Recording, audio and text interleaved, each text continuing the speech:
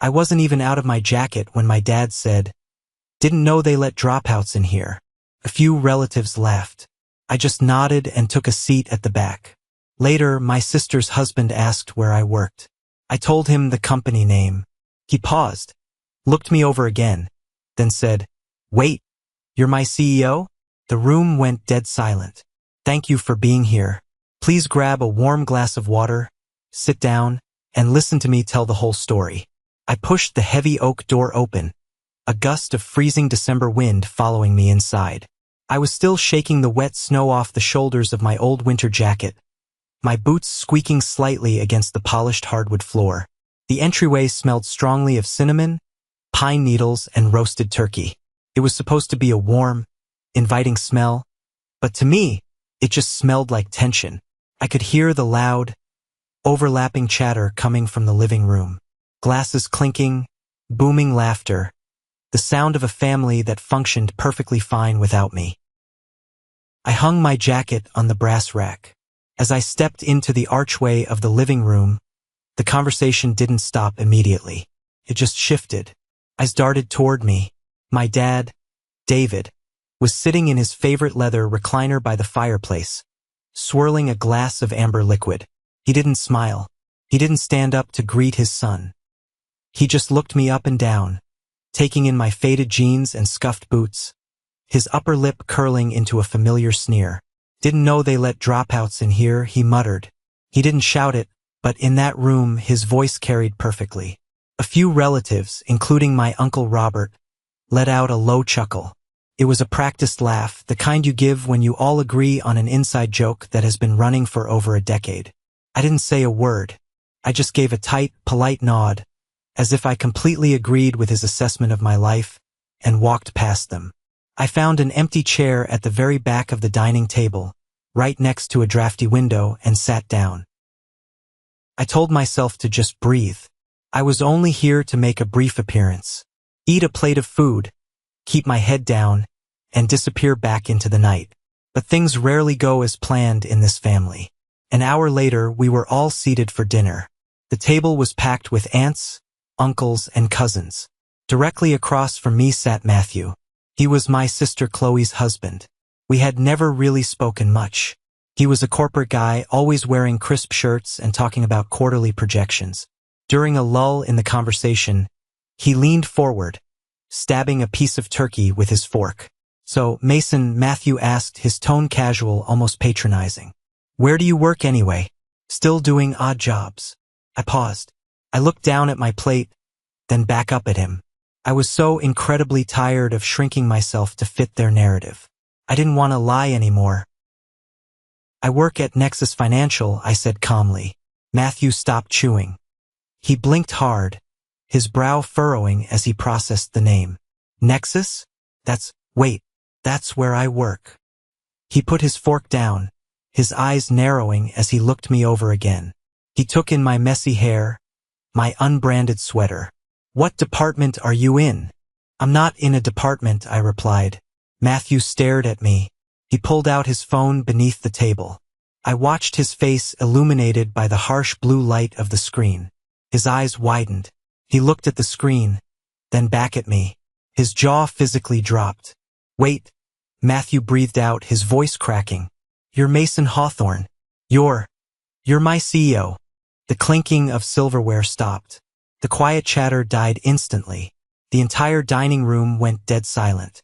You could have heard a pin drop on the thick carpet. To understand that silence, you have to understand the shadow I grew up in.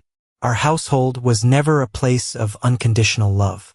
It was a scoreboard, and I was perpetually losing. At the top of that scoreboard sat my older brother, Carter. Carter was the golden child. He was everything my parents wanted to project to the world. He got straight A's, he played varsity sports, he went to church on Sundays without complaining, and he knew exactly how to charm my parents' friends. When Carter walked into a room, my dad's chest puffed out with pride. When I walked in, my dad usually checked his watch. I wasn't a bad kid. I just wasn't interested in the standard path. While Carter was memorizing history dates to pass his exams, I was buying bulk candy from the warehouse store and selling it out of my locker at a premium. I was fixing broken laptops for neighborhood kids and charging a flat fee. I understood supply and demand before I understood algebra. But in my house, hustle wasn't respected. Only report cards mattered. The dinner table was always a battleground. My mom, Martha, would serve the food and immediately turn to Carter. "Tell us about your chemistry test, honey," she would say, her eyes shining. Carter would brag about setting the curve. Then, almost as an afterthought, she would look at me. "And Mason, did you manage to stay out of detention today?" It wasn't physical abuse. It was a slow, dripping faucet of emotional neglect. They chipped away at my confidence daily. When it came time for college, the disparity became undeniable. My parents sat us down and announced that they had saved up a substantial college fund. "We are giving the entire fund to Carter," my dad said, crossing his arms. "He has the grades to get into a top-tier university. It's an investment in a guaranteed future. Mason, you'll have to take out loans or figure it out. We aren't wasting good money on someone who barely applies himself." I sat there, staring at the grain of the wooden table. I didn't argue. I just nodded. I realized then that in their eyes, I wasn't an investment. I was a liability. Carter got the tuition, the new car, the nice apartment near campus. I got a bus ticket and a stack of financial aid forms. I promised myself I would work harder than anyone else to prove them wrong. I took double shifts at a diner. I coded websites late into the night. I thought that if I could just build something of my own, they would finally look at me the way they looked at Carter. I was young, naive, and still desperate for my father's approval. By the time I was 20, I was exhausted. I was carrying a full course load at a state college while secretly running a software startup out of my cramped dorm room. It started as a small scheduling tool for local businesses, but within a year, it caught fire. Suddenly, I had real clients paying real money. I was managing servers, taking customer service calls between biology lectures, and sleeping maybe 3 hours a night. Something had to give. Couldn't do both. The business had actual potential. My degree was just a piece of paper I was chasing to make my parents happy. So, right before midterms, I made the call. I dropped out. I drove home that weekend to tell them. I thought they would listen to reason. I brought my laptop. I printed out my revenue sheets, my user growth charts, my projected income. I walked into the living room, heart pounding, and laid the papers on the coffee table. "Mom, Dad, I need to tell you something." I started, keeping my voice steady. "I withdrew from my classes. My business is taking off. I have clients. I'm actually making money, real money. I need to focus on this full-time." My dad looked at the papers on the table like they were covered in dirt. He didn't even pick them up. His face turned a dark shade of red. He stood up, towering over me. "You quit," he said, his voice a low, dangerous rumble. "No, Dad, I didn't quit. Look at the numbers. I'm transitioning into—" "You quit," he roared, slamming his hand on the table. The coffee mugs rattled. "You threw away your education to play on your computer. You have absolutely no discipline, Mason. You are a lazy, ungrateful kid looking for an easy way out." My mom started crying. "What are we going to tell the neighbors?" she sobbed, burying her face in her hands. "Carter just got a promotion at his firm, and now we have to tell people our youngest is a college dropout." "Dad, just look at the revenue," I pleaded, holding out a sheet. He smacked the paper out of my hand. It fluttered to the floor. "I don't care about your fake internet money. In the real world, people respect degrees. People respect hard work. You are a failure, Mason. If you walk out that door as a dropout, do not expect a dime from us ever again. You are entirely on your own." I looked at my mother, hoping for a lifeline. She just turned her back to me. My chest tightened.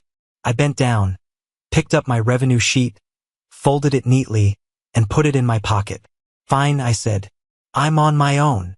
I turned around and walked out the front door. The next 10 years were a brutal, solitary grind. I moved into a terrible apartment where the heat barely worked. I lived on instant noodles and cheap coffee.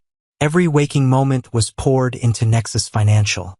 I built the software, I pitched it to skeptical investors, I handled the rejections, and I slowly built a team. There were times I wanted to quit.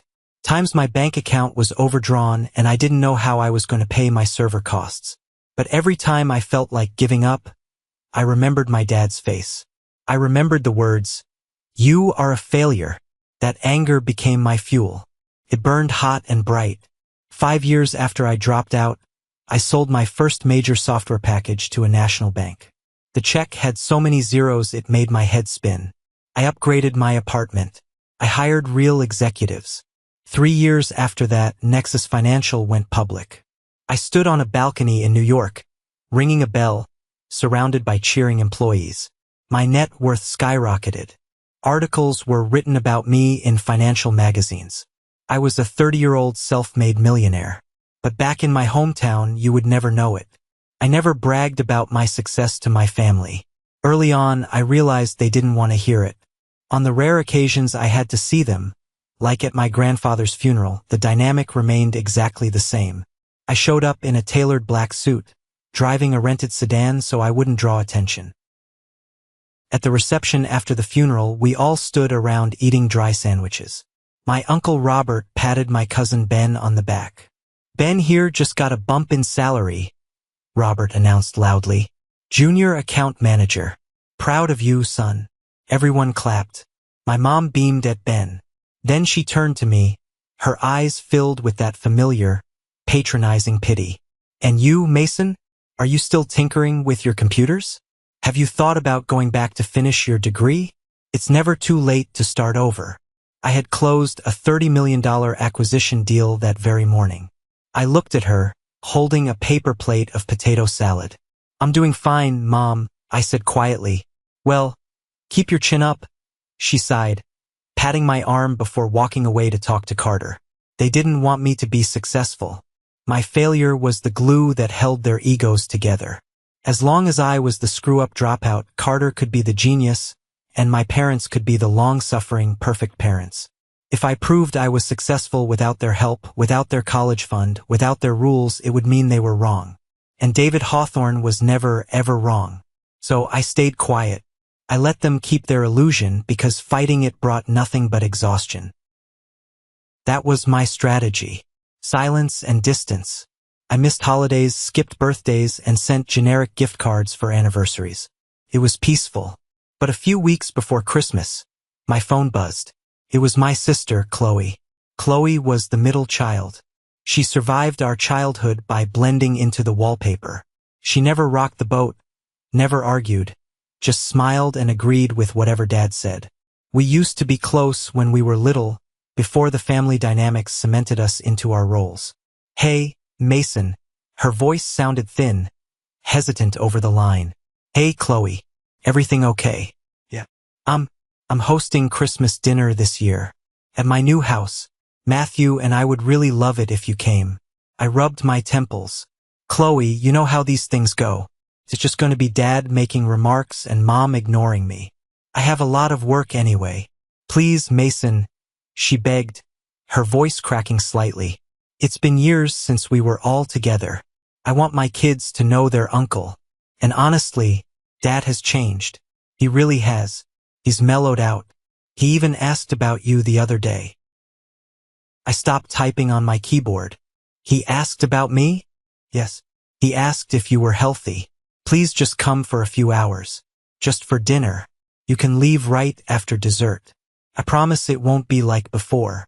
It was a trap, of course. My logical brain knew that. People like my father don't mellow out.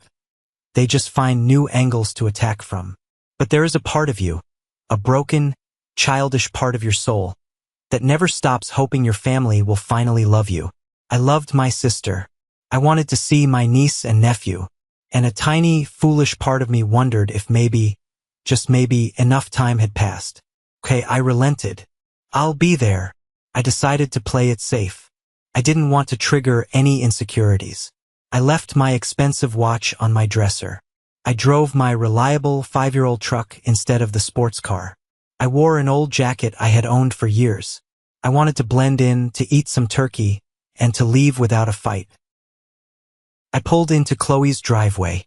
The house was brightly lit, festive music drifting through the frosted windows. I sat in my truck for a full 5 minutes, gripping the steering wheel, trying to slow my heart rate. I took a deep breath, stepped out into the freezing snow, and walked up to the front door, stepping right back into the nightmare. Let's go back to that dining room. Matthew, my brother-in-law, had just dropped the bomb. Wait, you're my CEO? The silence was thick, suffocating. Every fork was frozen in midair. Every pair of eyes bounced between me and Matthew. I sat there, leaning back slightly in my chair near the drafty window, my face completely neutral. Uncle Robert was the first to break the tension. He let out a loud, forced bark of laughter. Oh, come on, Matt. Don't be ridiculous. Mason runs a little IT thing out of his apartment. You probably just saw a name that looked similar. Matthew shook his head, staring at his phone screen. He looked pale. No, Robert. I'm looking at the corporate directory right now. Mason Hawthorne, founder and chief executive officer of Nexus Financial. I get emails from your office every week. Matthew looked up at me, his eyes wide with a mix of shock and sudden fear. You own the company? I do, I said, my voice steady. My cousin Ben scoffed, shifting uncomfortably in his seat. So what? Anybody can register an LLC online for $50 and call themselves a CEO. It doesn't mean it's a real business. Nexus has 2,000 employees. Ben, Matthew shot back, his voice rising defensively. We just opened a branch in London. It's a massive firm. My dad slammed his fist onto the table. The silverware clattered. The veins in his neck were standing out. He looked absolutely furious. Not proud. Not surprised. Furious. Enough, David barked. He pointed a thick finger at me. So you made a few bucks on the internet. Big deal. Being a CEO of some tech fad doesn't mean you have any actual life skills, Mason. It doesn't mean you know the value of hard work. You still quit school. You still took the easy way out. Money doesn't buy character. I stared at him. The sheer mental gymnastics he was doing to maintain his superiority was almost impressive. I had built a multimillion-dollar empire from scratch, and in his mind, I was still the lazy kid who needed a lecture. I've worked 80-hour weeks for 10 years, Dad, I said, keeping my tone perfectly even. There was nothing easy about it. Don't talk back to your father. My mom snapped, her face flushed red. Why didn't you tell us? Why did you hide this? You just sit there, letting us worry about you, deceiving your own family. You've always been so secretive and selfish. I felt my jaw tighten. You never asked, Mom. In 10 years, you never once asked me what I actually did for a living. You assumed I was a failure, and I just stopped correcting you. That's not fair, Mason, Carter chimed in. My older brother leaned back in his chair, swirling his wine glass. He wore a designer cashmere sweater and a look of supreme arrogance. We didn't assume anything. We just went by the facts. You dropped out. You vanished. If you were actually doing something worthwhile, you would have shared it.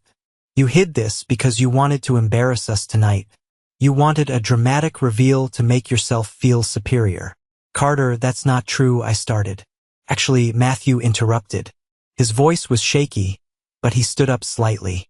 Everyone turned to look at him. Matthew swallowed hard. Actually, I need to say something.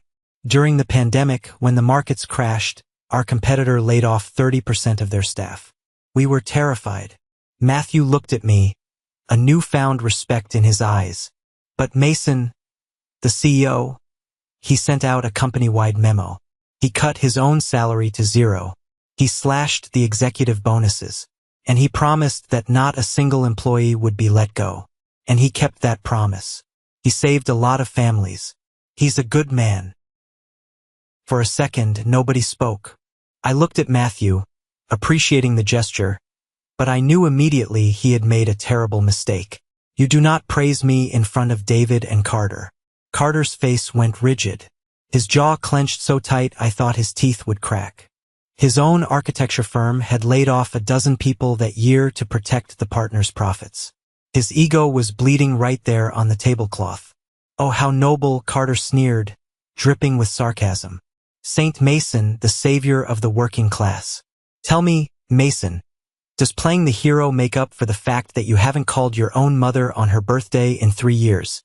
I sent flowers and a card, Carter. She told me not to bother coming over because you were taking her to a country club. You always have an excuse, Dad yelled.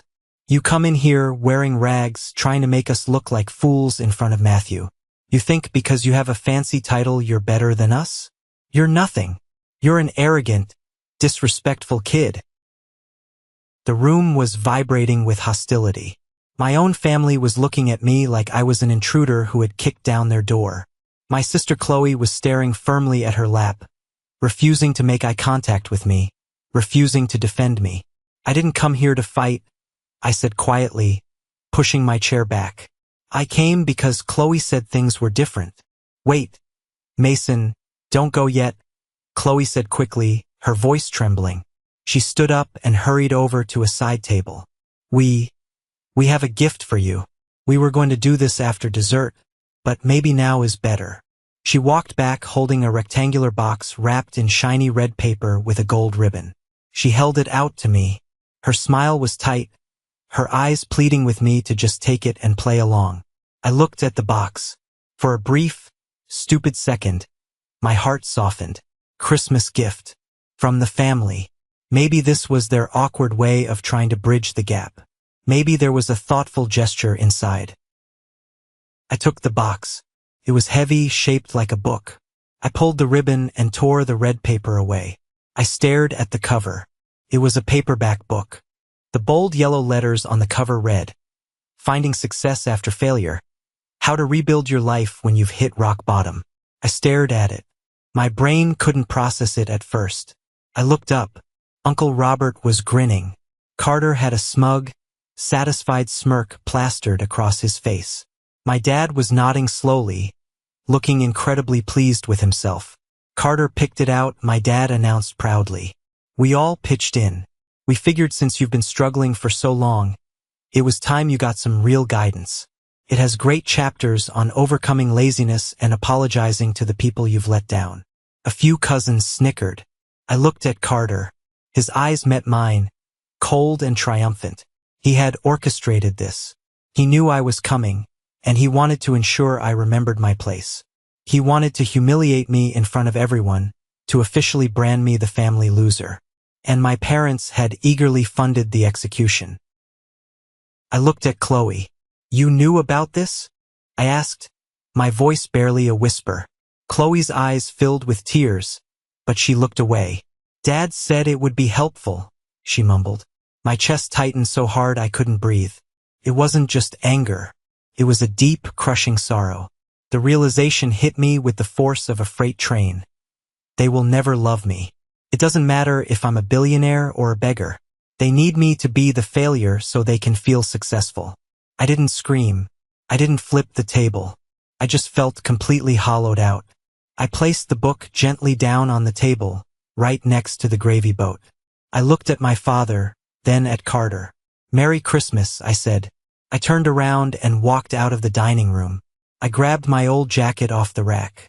As I opened the front door, I heard my dad's voice ring out from the dining room. See? He can't even take a joke. Always so sensitive. Good riddance. I stepped out into the freezing snow and closed the door behind me, shutting them out. The cold air hit my face like physical blows, but I barely felt it. I got into my truck, started the engine, and turned the heater on full blast.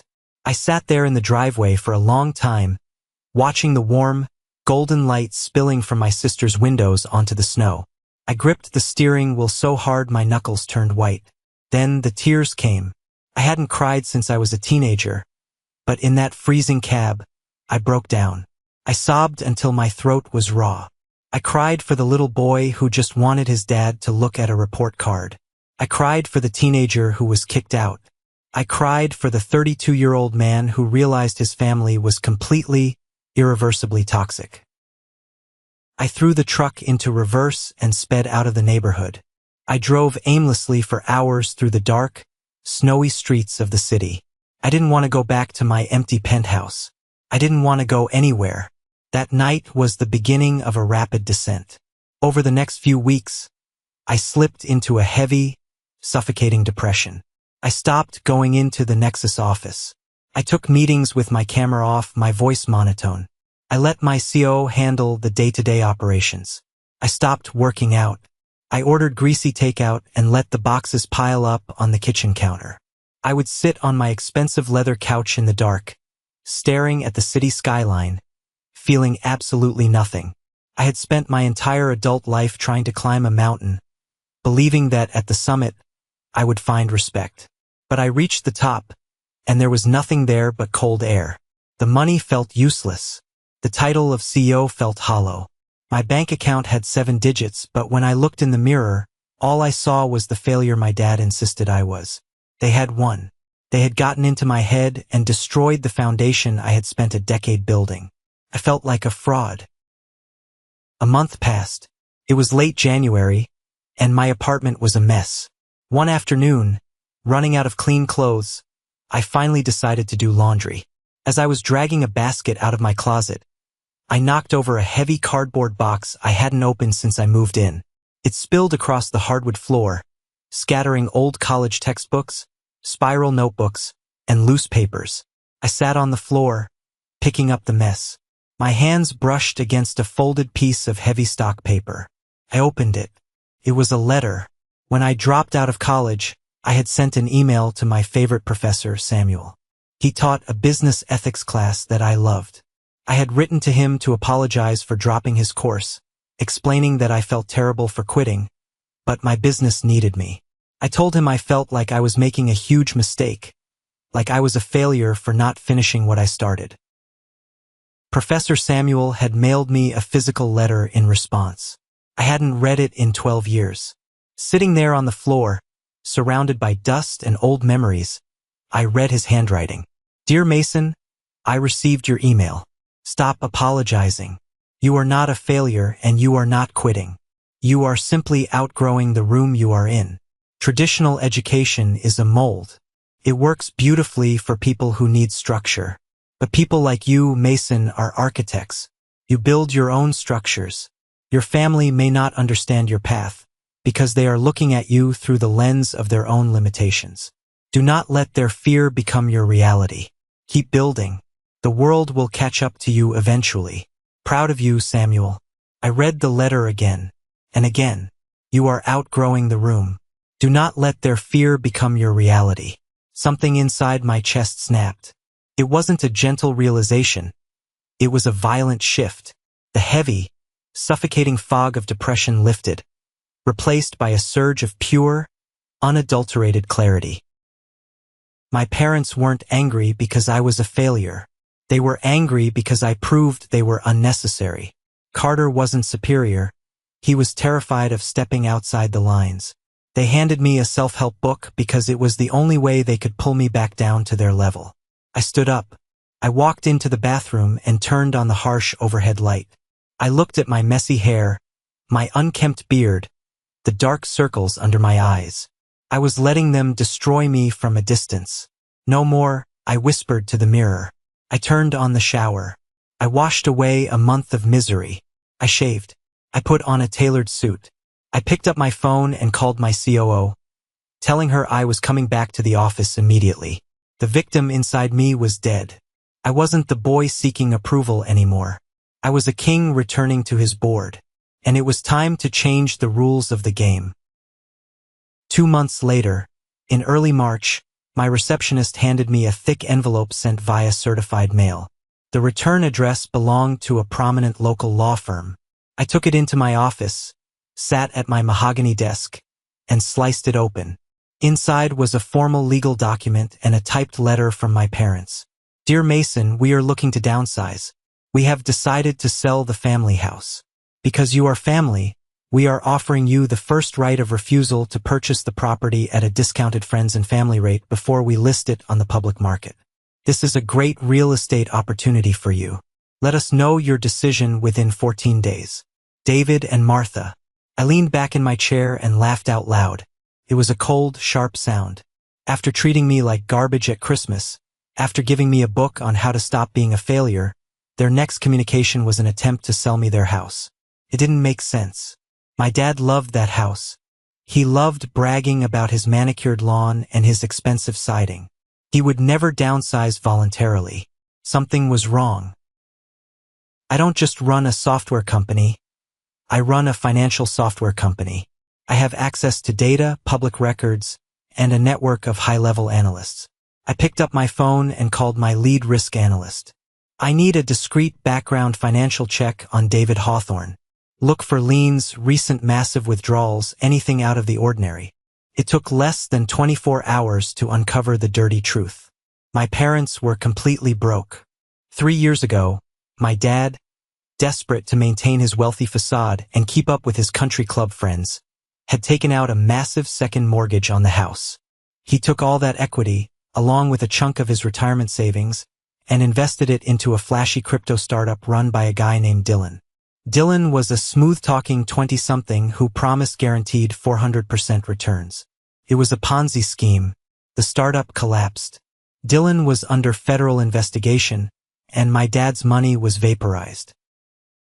Now, the bank was circling. My parents had missed 4 mortgage payments. They were weeks away from receiving a formal notice of foreclosure. They weren't offering me the house as a family opportunity. They were trying to squeeze cash out of the son they despised so they could pay off their debts and save face before the bank kicked them to the curb. They wanted me to be their secret bailout. I sat in my office staring at the financial report. A normal son might have felt pity.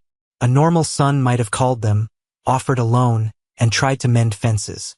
But I wasn't a normal son anymore. I was the architect, and they had handed me the sledgehammer. I didn't reply to their letter. Let them sweat. Instead, I picked up my phone and called Gabriel, a vice president at the regional bank holding my parents' mortgage. Gabriel and I had played golf at several corporate retreats. Nexus handled the back-end processing for his bank's mobile app. Gabriel, it's Mason Hawthorne, I said.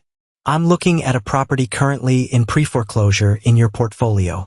Address is 424 Elm Street. I want to buy the debt and the deed. All cash. No contingencies. Gabriel sounded surprised but eager. Mason, great to hear from you. Let me pull the file. Ah yes, the Hawthorne property. Wait, any relation? A distant coincidence, I lied smoothly. I want to acquire it through one of my holding companies.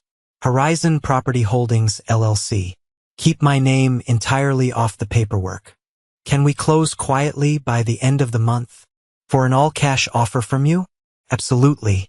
The bank is thrilled to get this toxic asset off the books without a public auction. Within 10 days, the transaction was complete.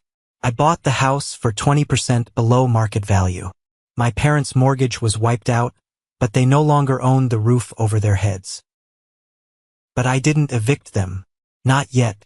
That would be too quick, too merciful. I needed them to feel safe. I needed them to believe they had outsmarted the system. I hired a third-party property management firm and assigned a guy named Aaron to act as the landlord's representative. Aaron sent my parents a generic corporate letter stating that their debt had been acquired by a private investment firm, and as a courtesy, they were allowed to remain in the property on a month-to-month lease, rent-free for the next 90 days, while the firm assessed the property's future. I monitored their reactions through Chloe. My sister texted me 2 weeks later. I didn't text Chloe back. I just locked my phone and looked out my office window at the city below. The trap was set. The board was arranged perfectly. Now I just had to wait for the perfect moment to execute the checkmate. 2 weeks into a very rainy March, my phone vibrated loudly against the polished mahogany of my office desk.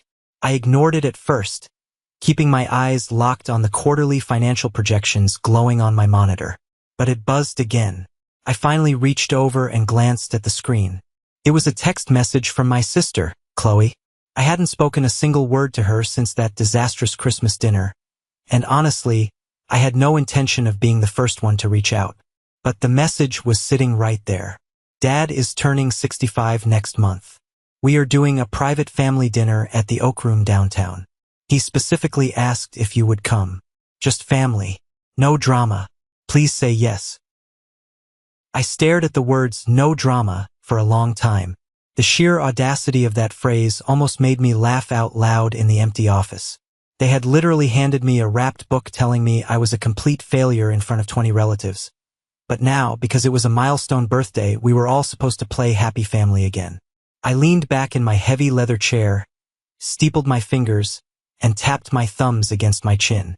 Normally, I would have swiped the notification away and let the silence be my absolute answer. But the board was completely set now. I owned the house they were currently sleeping in. I held the deed in a locked filing cabinet just a few feet away from me, and they had absolutely no idea. This dinner wasn't an obligation anymore. It was an opportunity. It was the perfect stage. "I'll be there," I typed back simply. "Send me the time and the reservation details."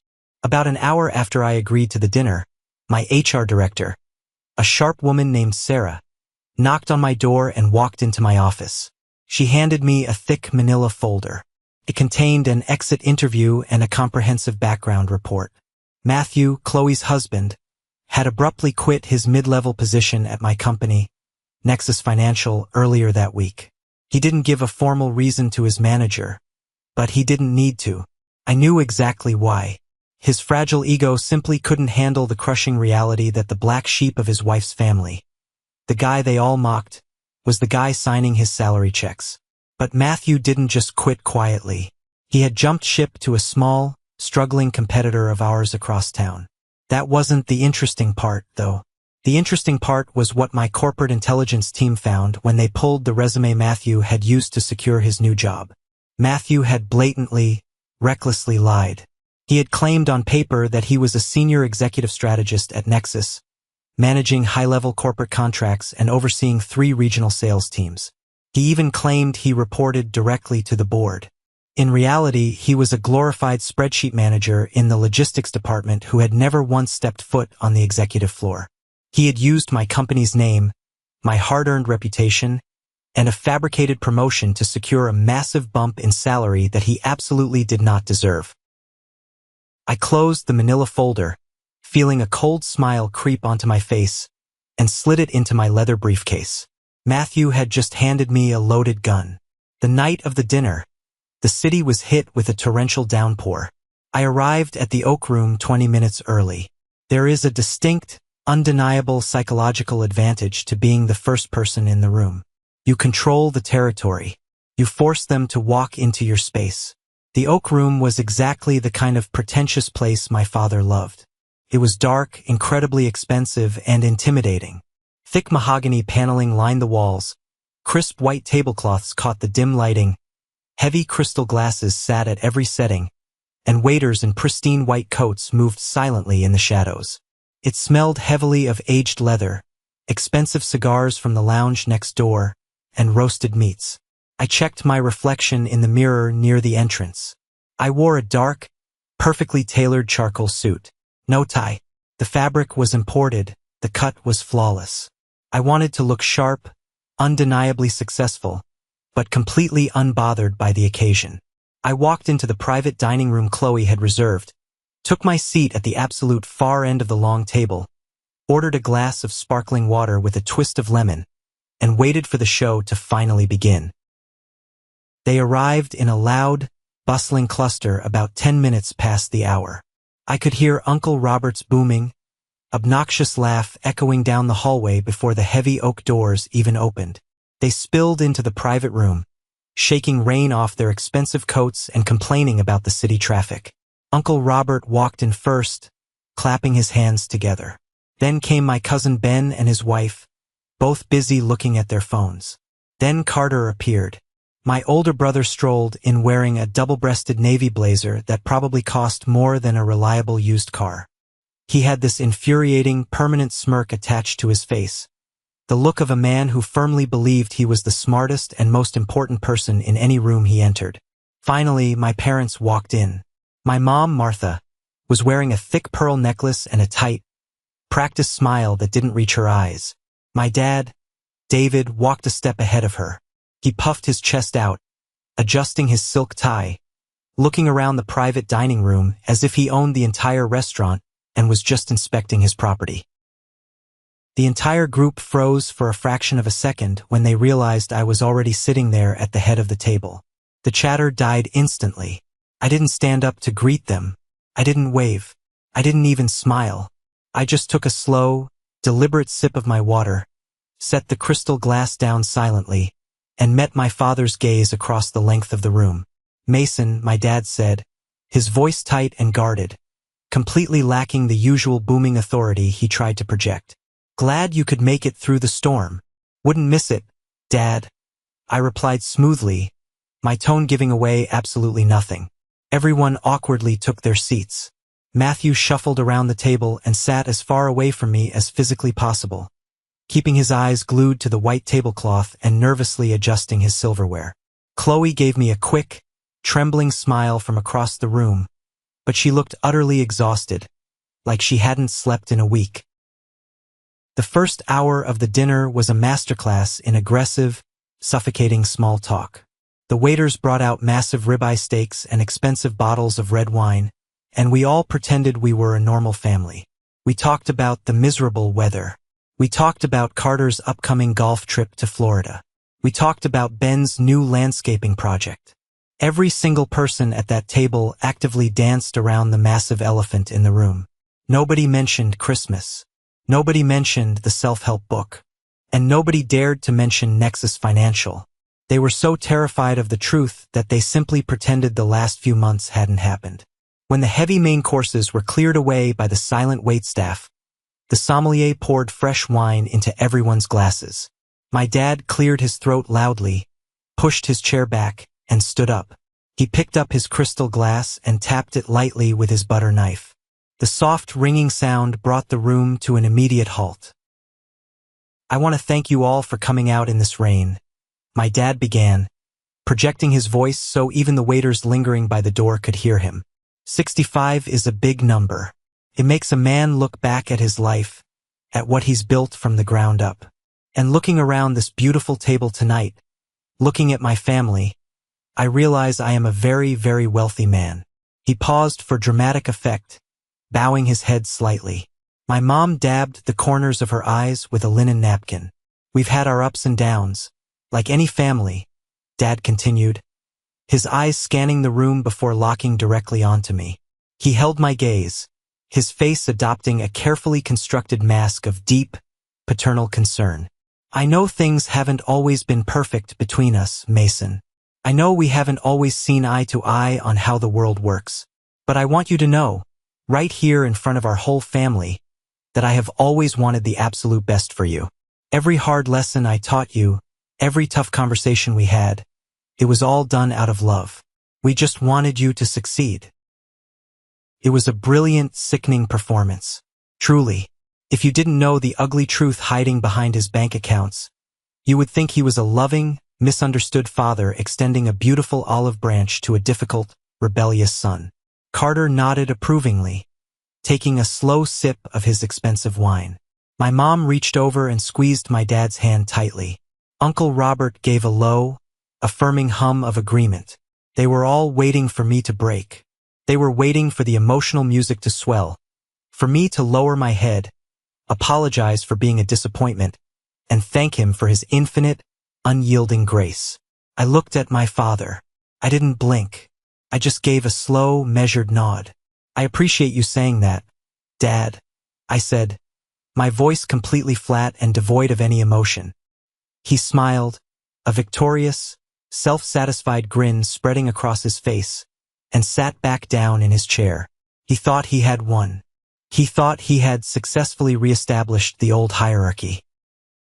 About 10 minutes after my dad's ridiculous speech, the heavy double doors swung open and 3 waiters wheeled in a massive, multi-tiered chocolate cake. The number 65 was burning brightly in large gold sparkler candles. Everyone clapped and sang the traditional birthday song. The cameras on their phones flashed, capturing the perfect illusion. My dad leaned over and blew out the candles to a loud round of applause from the relatives. As the waiters started slicing the cake and passing out the dessert plates, I knew the time had come. I slowly pushed my heavy wooden chair back, the legs scraping slightly against the floor, and stood up to my full height. I picked up my water glass. I didn't tap it with a knife. I didn't ask for their attention. I just stood there in complete silence until the chatter naturally died down, The forks stopped clinking against the porcelain plates, and every single face in the room turned toward me. Before we wrap up this wonderful evening, I started, my voice carrying clearly and calmly across the quiet room. I want to make a quick toast of my own. Dad just spoke eloquently about looking back at what you've built. That concept really resonated with me. As most of you know, I've spent the last 10 years sacrificing everything to build my software company. Took a lot of late nights. But recently, I decided it was time to diversify my portfolio. I've started moving heavily into real estate. A few cousins nodded politely, looking confused. Carter rolled his eyes, clearly bored by the topic, and picked up his phone to check a message. I'm not interested in flipping houses or building strip malls. I continued, pacing slowly behind my chair, keeping my hands casually in my pockets. I'm interested in legacy projects, community spaces, startup incubators specifically designed for kids who don't have massive trust funds, or a guaranteed inheritance, or rich parents to bail them out of their mistakes. Kids who need a real chance to build something from nothing. The room was growing very quiet. My dad was watching me closely now, his jaw tightening, sensing a shift in the atmosphere. Actually, I said, stopping my pacing and looking directly into my father's eyes. One of those potential properties just came across my desk a few weeks ago. It was a beautiful, large home in the suburbs. Carried a lot of history, but the current owners were in a really tough, desperate financial spot. So I bought it. I paused. The silence in the private room grew incredibly heavy, almost suffocating. You could hear the faint, muffled sound of jazz music playing in the main dining area outside our closed doors. I bought your house, Dad, I said. My mom's dessert fork slipped from her trembling fingers and clattered loudly onto her plate. Uncle Robert stopped chewing his cake, his mouth hanging slightly open. Carter's smug smile instantly vanished, completely replaced by a look of sheer, unadulterated confusion. My dad's face went completely blank, all the color draining from his cheeks. What kind of sick joke is this, Mason? He demanded, his voice dropping to a harsh whisper. It's not a joke, I said, leaning forward slightly, resting my knuckles firmly on the white tablecloth. I hold the deed. Horizon Property Holdings, LLC. That's my private firm. But the interesting part of the story isn't that I bought it. The interesting part is who I bought it from. I let my eyes sweep slowly across the table, making sure every single relative, every aunt and cousin, was paying absolute attention to my next words. I didn't buy it from you, Dad. I bought it directly from the bank. Because you didn't have the legal right to sell it to me anymore. You were 4 months behind on your mortgage payments. You were exactly 2 weeks away from public foreclosure. Shut up, my dad roared, his face suddenly turning a violent, terrifying shade of purple. He half stood from his chair, knocking his wine glass over. The red liquid spilled across the white cloth like blood. You don't know what the hell you're talking about. I know exactly what I'm talking about. I shot back, my voice colder and harder than the ice sitting in my glass. I know you took out a massive second mortgage on the family home to fund a crypto scam run by a guy named Dylan. I know you lost every single dime of your retirement savings in that Ponzi scheme. And I know that you sent me that certified letter, pretending to offer me a generous family discount, because you were desperate to use my money to save your own skin before the entire neighborhood found out you were bankrupt. The room erupted in loud gasps. My aunt covered her mouth with both hands. Ben stared at my dad in absolute wide-eyed horror. My mom started sobbing hysterically, gripping the edge of the table. David, tell them he's lying. Tell them right now. But David couldn't speak. He was hyperventilating, his chest heaving, gripping the back of his chair so hard his knuckles were stark white. His perfect, flawless facade, the lie he had protected for decades, had just been completely detonated in front of the very people he spent his entire life trying to impress.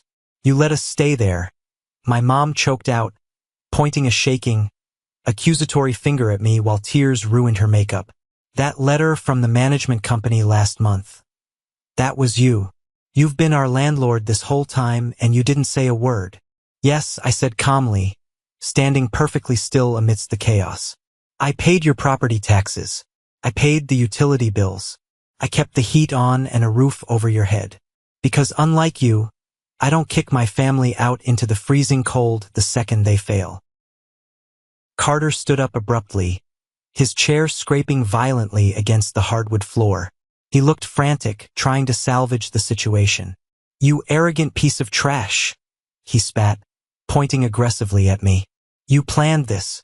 You orchestrated this whole elaborate thing just to embarrass Dad on his birthday. You're a sociopath, Mason. Sit down and shut your mouth. Carter. I snapped, my voice cracking through the room like a whip. For the first time in my entire life, I didn't back down from my older brother. I stared right through him, projecting every ounce of executive authority I possessed. You do not get to take the moral high ground here. You sat at a dining table on Christmas Day and laughed while you handed me a book about being a failure. You actively tried to humiliate me. The only difference between us is that your humiliation was built on lies and jealousy. Mine is built on certified bank records. Carter opened his mouth to yell back, but nothing came out. He looked at the faces of the relatives around the table, realizing nobody was going to defend him. He slowly, defeatedly sank back into his chair. I turned my attention back to my father. He looked 20 years older than he had when the dinner started. He looked incredibly small, deflated, broken. I didn't do this to destroy you, Dad, I said, the sharp anger draining from my voice, leaving only a cold, businesslike detachment. I did this to take back control of my own life. For 12 years, you used your money, your house, and your conditional approval as weapons to keep me pinned beneath you. Now you have no money, you have no house, and I no longer care about your approval. The power dynamic is permanently over. We are your parents, my mom wailed, burying her face in her hands, her shoulders shaking violently. You can't do this to us. Where are we supposed to go? We don't have anything left. You have 60 days, I stated clearly, reaching into my inside jacket pocket. I pulled out a folded, notarized legal document and tossed it casually onto the center of the table. It slid across the wood and came to a stop right next to the ruined birthday cake. That is your formal, legal notice to vacate the premises. After 60 days, my construction crews move in. I am gutting the interior of that house. I'm turning it into a collaborative workspace for young kids who have big ideas but no support system. I am going to fill that house with exactly the kind of people you threw away. You're evicting us, Dad whispered, his voice trembling with a chaotic mix of helpless rage and absolute disbelief. Your own flesh and blood. You are putting us on the street. I am reclaiming a property. I corrected him, my expression unyielding. You evicted me a long time ago. I felt like I was attending a funeral for the family I never really had every time I walked into that house. This is the moment that changes everything, the moment I finally took back control of my life. Thank you so much for your patience and for staying with me until now. You've been amazing. Please give this video a like and comment below to let me know you've made it this far. Not only does this help more people find this story, but it also lets me know that my experiences truly mean something to someone. Your support is my greatest motivation to keep sharing the rest of this journey. My dad couldn't take it anymore. The reality of his complete financial and social ruin was suffocating him. He pushed his chair back so violently it tipped over backwards and crashed onto the floor. He didn't look at me. He didn't look at his brother or his favorite son. He just turned, his head bowed, and stormed out of the private room, the heavy oak doors swinging wildly shut behind him. My mom scrambled awkwardly to her feet, grabbing her expensive designer purse. She shot me a look of pure, unadulterated venom. You are dead to me, she hissed through her tears, before running out into the hallway after him. Within 5 minutes of my parents fleeing the restaurant, the private dining room was almost entirely empty. Uncle Robert, Ben, and the rest of the cousins awkwardly excused themselves, hastily throwing cash on the table for their drinks. They were unable to make eye contact with me. They rushed out the door like they were fleeing a burning building, desperate to distance themselves from the blast radius of my father's ruined reputation. The only people left in the quiet, messy room were Chloe and Matthew. They were sitting frozen at the table, surrounded by half-eaten cake and spilled wine. Chloe had mascara running down her cheeks, silently crying into a linen napkin. Matthew looked pale and clammy, like he was going to be physically sick right there on the carpet. I picked up my leather briefcase from the floor and popped the brass latches. I reached inside and pulled out 2 thick, unsealed white envelopes. I walked slowly around the long table, my footsteps muffled by the carpet, and stopped directly behind Chloe's chair. I placed the first envelope gently on the table in front of her. "What is this?" she whispered, her voice thick and raspy with tears. She stared at the blank envelope like it was a bomb. "It's a college fund," I said softly, crouching down slightly so I was closer to her eye level. "It's a legally binding trust document for your kids. Their tuition is completely covered, wherever they eventually want to go. State school, Ivy League, trade school, it absolutely doesn't matter. The money is locked in, it's managed by my firm, and Dad can't ever touch it to pay off his debts." Chloe looked up at me, her eyes wide with shock and confusion. "Mason, after everything that just happened tonight, after the way we treated you, why would you do this?" "Because you're my sister," I said, meaning every word. "And because I know exactly what it feels like to sit at a dinner table and be told you aren't worth the investment. I will never, ever let your kids feel that way. I love you, Chloe, but I won't be coming around for holidays anymore. I have to protect my own peace now." She let out a broken, agonizing sob and reached out, gripping my hand tightly with both of hers. I squeezed back firmly, letting her know I meant it, then gently pulled my hand away. I took 2 steps to the right and stood directly behind Matthew. He stiffened immediately, staring straight ahead at the blank wall, practically holding his breath. I dropped the second envelope right onto his dirty dinner plate. It landed with a soft thud. "Matthew," I said, my voice dropping the warmth I had for my sister and returning to that cold, calculating executive tone. "Inside that envelope is a printed copy of the resume you submitted to your new employer. The one where you lied extensively about being a senior executive at Nexus. Also in there is a draft of an email from my corporate legal team, prepared to send directly to their HR department, outlining exactly what you actually did for me." Matthew closed his eyes tight. A bead of sweat rolled down his temple. "Please, Mason," he whispered, his voice cracking in terror. "We have a mortgage. We have the kids. Don't destroy us. Open your eyes and listen to me very carefully," I commanded. He opened them, looking up at me like a terrified animal. "You used my company's name and my hard work to illegally inflate your worth," I said. "But I'm going to give you a choice. Option 1. I send the email tonight, you get investigated by a lawyer, you get fired for cause, and your career in the financial sector is permanently blacklisted. Option 2. You resign from that job tomorrow morning. You take a job at a mid-tier logistics firm downtown. It's a company I quietly fund. You will start at the bottom as a junior analyst. You will work 50-hour weeks, your salary will be strictly average, and you will earn every single penny of it. No shortcuts, no family drama to protect you." I leaned down, my mouth inches from his ear. "Which one is it going to be, Matt?" "Option 2, he choked out instantly, not hesitating for a single second. "Option 2, I swear." "Thank you. Oh my God. Thank you." "Don't thank me," I said, standing up straight and buttoning my suit jacket. "Just do the work." I picked up my briefcase, turned my back on the wreckage of the family I used to know, and walked out of the Oak Room.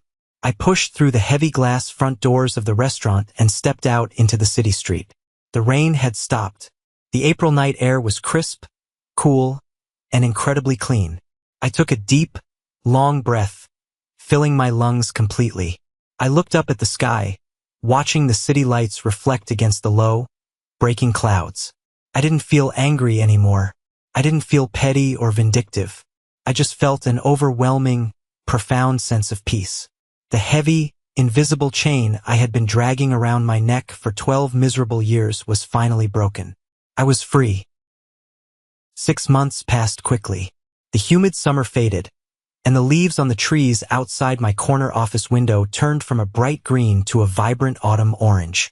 A lot can change in 6 months when you finally stop letting the ghosts of your past dictate your future.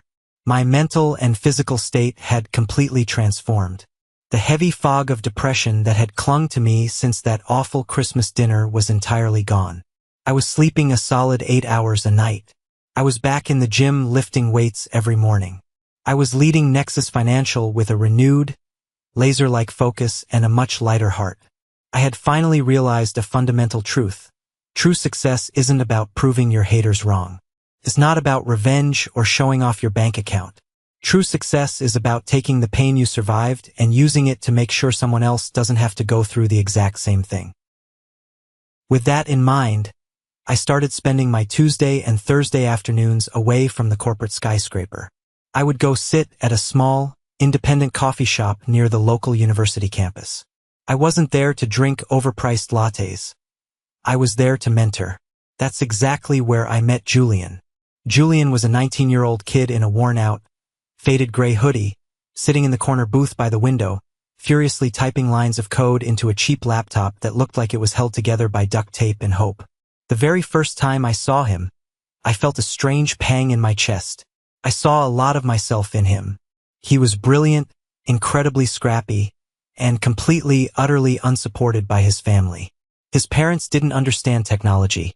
They wanted him to drop his silly computer games and take a safe, minimum-wage job at a local shipping warehouse. I bought him a sandwich one afternoon and sat down across from him. I asked to look at his code.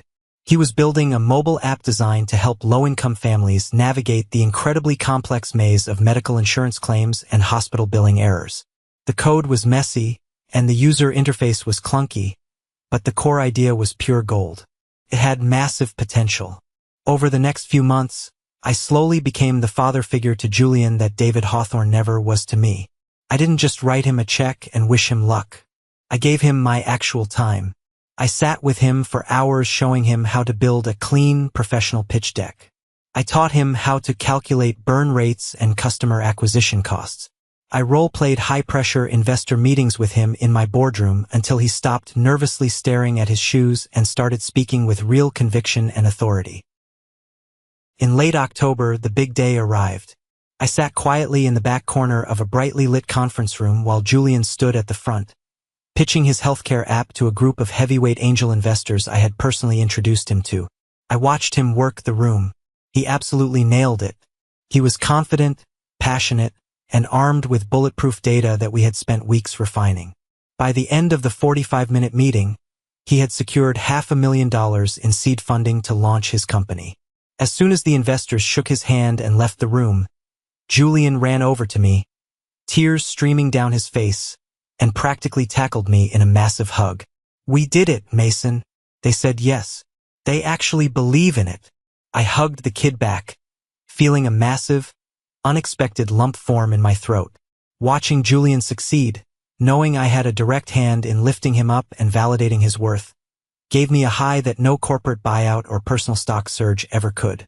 I realized in that moment that I wasn't just building software anymore. I was building people.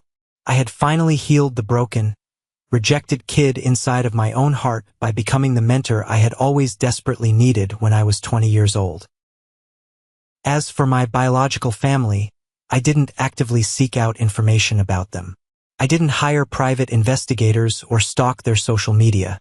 But when you operate in the upper echelons of a city's business network, news has a way of trickling back to you whether you want it to or not.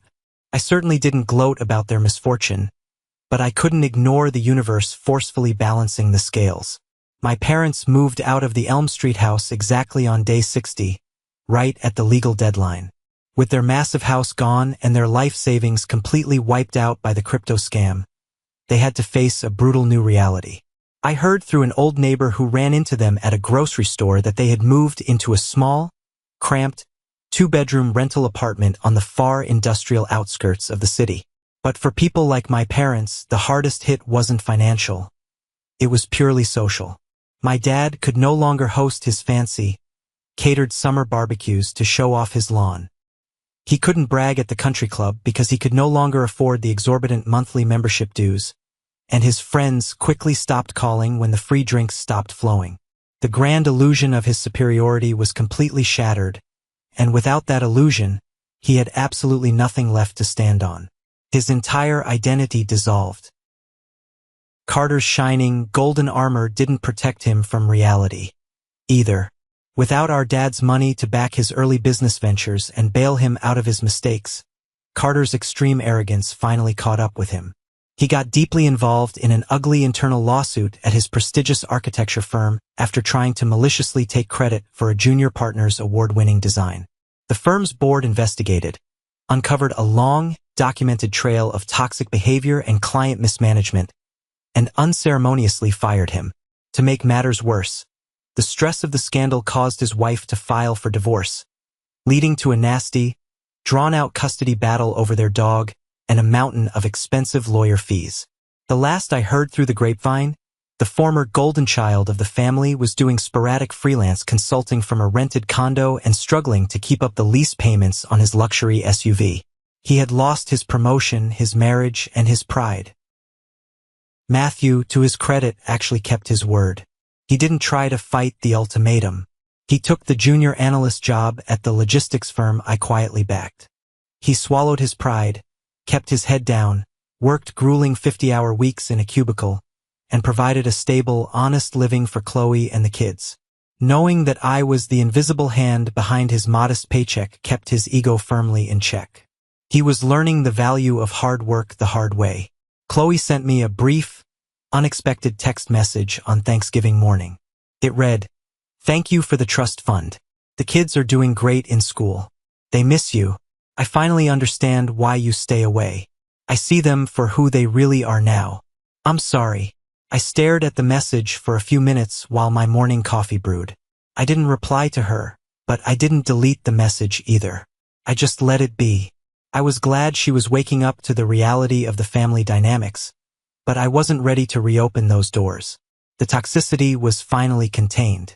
The infection was cut out of my life, and I was going to keep it that way. I spent that Thanksgiving eating a fantastic steak dinner with Julian and a few other founders, surrounded by people who built each other up instead of tearing each other down. On a quiet, snowy morning in late December, exactly 1 year to the day after that fateful Christmas dinner where I was handed the self-help book, I drove my truck down Elm Street. The neighborhood looked exactly the same, covered in a pristine blanket of white snow. I pulled into the wide driveway of the house I grew up in. But it wasn't just a house anymore. I walked up the familiar front steps, brushing snow off my coat, and pushed the heavy front door open. The old smells of cinnamon, pine, and suffocating tension were completely gone. The dark, oppressive floral wallpaper that my mother loved had been entirely stripped away. The interior walls that used to separate the living room, the kitchen, and the dining room had been completely knocked down by my construction crews, creating one massive, breathtaking open-concept space. The floors were poured, polished concrete. Bright, modern industrial lighting hung from the reinforced ceiling. Massive glass whiteboards covered the remaining walls, filled top to bottom with complex coding equations, marketing funnels, and frantic brainstorming notes written in colorful markers. The space was absolutely buzzing with loud, vibrant energy. 30 young, hungry, brilliant entrepreneurs were sitting at sleek communal desks, typing furiously on laptops, arguing passionately over software features, and drinking terrible coffee from paper cups. This was the Horizon Incubator. It was alive. I walked slowly over to the back corner of the room, right by the large bay window that looked out into the snowy backyard. It was the exact spot where the heavy mahogany dining table used to sit. It was the exact spot where I had sat 12 months ago, holding a book about overcoming failure, while my own blood relatives laughed at my expense. Now, 2 young women were standing in that exact spot, furiously but happily debating the user interface of an educational platform they were building to help kids learn to read. They didn't know the dark history of this room. They didn't know the pain, the insults, and the tears that used to live inside these walls. They only knew that someone out there believed in them enough to give them a safe, fully funded space to build their dreams. I stood there in the background, watching them work, listening to the beautiful hum of ambition and collaboration filling the room. I wasn't the high school dropout anymore. I wasn't the failure. I wasn't the family disappointment hiding in an oversized, worn-out winter coat. I had taken the very foundation of my deepest trauma, the literal house where my self-esteem was systematically dismantled, and turned it into a launchpad for the future. I had broken the cycle of generational toxicity. I had built my own table, and I was inviting the whole world to sit down and eat. I am Mason Hawthorne, and I am a legacy. Thank you for sticking around and listening to my story. I know it was a long journey, full of ups and downs, but it's one I felt I needed to share with all of you. Family dynamics can be incredibly complicated, and sometimes the hardest thing you'll ever have to do is walk away from the people who share your blood in order to protect your own peace and build your true life. I hope this resonated with you in some way. Have you ever found yourself in a similar situation, where you had to set a massive boundary with toxic family members or prove your worth to people who refuse to see it? Let me know down in the comments below. I read as many of them as I possibly can. Also, if you are hearing my voice right now, that means you made it to the very end of the video. You are officially part of what I call the 1% Club. Please drop a comment with the letter W for winner. It's our secret code, a sign for me to recognize the incredible people who stuck with me through the darkest parts of the story all the way to the light at the end. You guys are the absolute best, and I appreciate every single one of you. If you enjoyed this story, please hit that like button and follow the channel. We're building a strong community of people who refuse to be defined by their pasts. Take care of yourselves, keep building your own tables, and I'll see you in the next video.